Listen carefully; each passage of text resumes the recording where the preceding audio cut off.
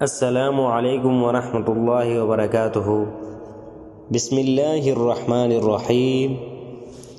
کھانے کی دعوت پر انکار نہ کیجیے۔ حضرت اسماء بنت یزید رضی اللہ تعالی عنہا فرماتی ہیں کہ رسول اللہ صلی اللہ علیہ وسلم کی بارگاہ میں کھانا لایا گیا تو آپ صلی اللہ علیہ وسلم نے ہمیں کھانے کو کہا۔ ہم نے عرض کیا ہمیں اس کی خواہش نہیں ہے۔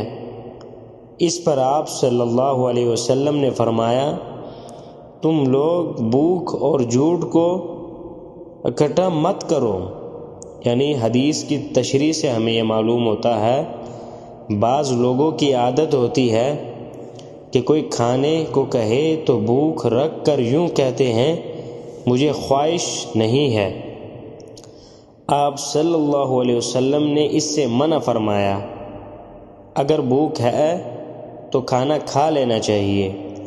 اللہ تعالیٰ سے دعا ہے کہ اللہ ان احادیث پر ہمیں صحیح معنوں میں عمل کرنے کی توفیق عطا فرمائے، اور اسے اپنے دوستوں کے ساتھ بھی لازمی شیئر کیجیے گا۔